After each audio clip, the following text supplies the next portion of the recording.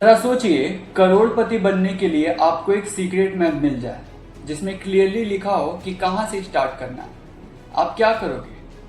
शौक वाली बात यह है, रॉबर्ट कियोसाकी ने चैप्टर 8 में एग्जैक्टली वही मैप दिया है।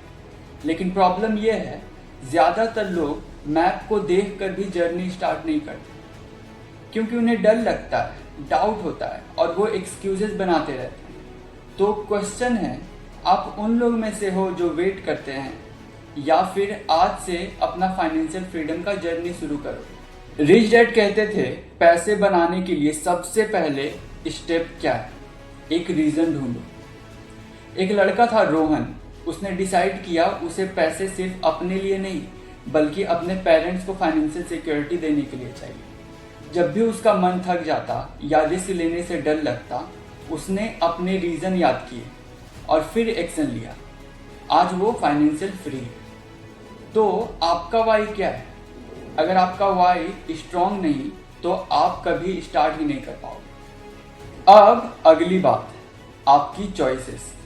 हर दिन आपके पास चॉइसेस होती हैं, पैसे खर्च करने के या इन्वेस्ट करने के। राहुल सैलरी मिलते ही पार्टी और शॉपिंग में उड़ा देता है, वहीं अमित सैलरी का पहला 10% एसेट में डालता है और 10 साल बाद राहुल के पास बिल्स हैं और अमित के पास फ्रीडम। शौक ये है, आपका फाइनेंशियल फ्यूचर एक बड़ा डिसीजन नहीं बल्कि छोटे छोटे डेली डिसीजन से बनता है। तो आज आपने कौन सी चॉइस ली? अब तीसरा रूल, सीखना। सवाल ये है, आप क्या सीख रहे हो? रिच डैड बोलते थे, जब आपको कोई स्किल नहीं आती, सीखो, क्योंकि एक स्किल एक नए एसेट के बराबर होती है। प्रॉब्लम यह है, लोग सीखने के बजाय एक्सक्यूज बनाते हैं। फोमो वाली बात यह है, अगर आपने अभी नहीं सीखा तो आप एक और अपॉर्चुनिटी मिस कर दोगे जो शायद आपको फ्री कर सकती थी। अगला रूल शॉकिंग है। आपके दोस्त आपको गरीब भी बना सकते हैं और अमीर भी। अर्जुन के दोस्त हमेशा कहते थे, स्टॉक मार्केट रिस्की है, मत करना, और उसने कभी ट्राई ही नहीं किया। मीनवाइल उसके एक और दोस्त का सर्कल इन्वेस्टर्स और एंटरप्रेन्योर से था। उसने सीखा, ट्राई किया और ग्रो कर गया।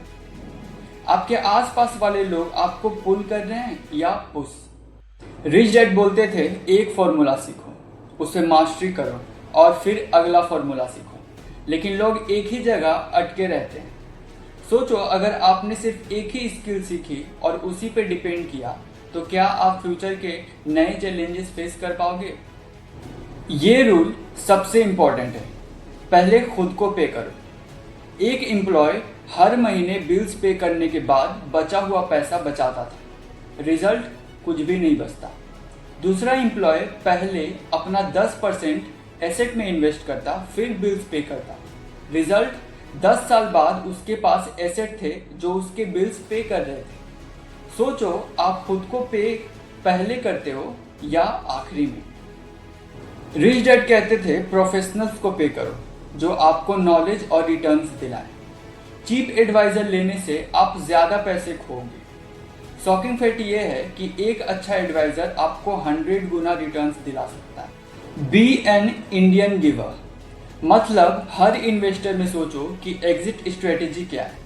अगर डील गलत गई तो आप अपना पैसा कैसे बचाओगे? ये सोचना ही आपको सेफ रखता है।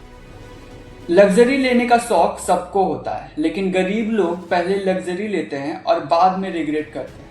रिच लोग पहले एसेट्स बनाते हैं और उन्हीं के रिटर्न से लग्जरी खरीदते हैं।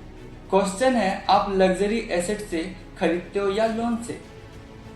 अपने रोल मॉडल्स चुनो जिनके स्टोरीज आपको इंस्पायर करते हैं, क्योंकि हीरोज हमेशा डायरेक्शन देते हैं, पर गलत हीरोज चुने तो आप भी गलत रास्ते पे चले जाओगे। जितना सीखो उतना शेयर करो। नॉलेज शेयर करने से मल्टीप्लाई होती है, और शॉकिंगली जब आप नॉलेज देते हो तो नए अपॉर्चुनिटीज ऑटोमेटिकली अट्रैक्ट होते हैं। दोस्तों, चैप्टर 8 एक रोड मैप है फाइनेंशियल फ्रीडम का। रीज़न ढूंढो, डेली चॉइसेस को सही करो, सीखना मत छोड़ो, राइट सर्कल बनाओ, एसेट्स को प्रायोरिटी दो और फिर देखना पैसे तुम्हारे लिए काम करेंगे। लेकिन अगर तुम आज भी एक्सक्यूजेस बनाते रहे, डाउट करते रहे और स्टार्ट ही नहीं किया तो जिंदगी भर तुम पैसे के लिए काम करते रहोगे। सोचो, क्या तुम आज अपनी जर्नी स्टार्ट करोगे या वेट करते रहोगे? कमेंट करो आपके लिए सबसे पावरफुल रूल कौन सा था। और अगर आपको ये वीडियो वैल्यूएबल लगा तो शेयर करो, क्योंकि शायद आपके एक दोस्त को ये एक डिसीजन फाइनेंशियली फ्री बना दे।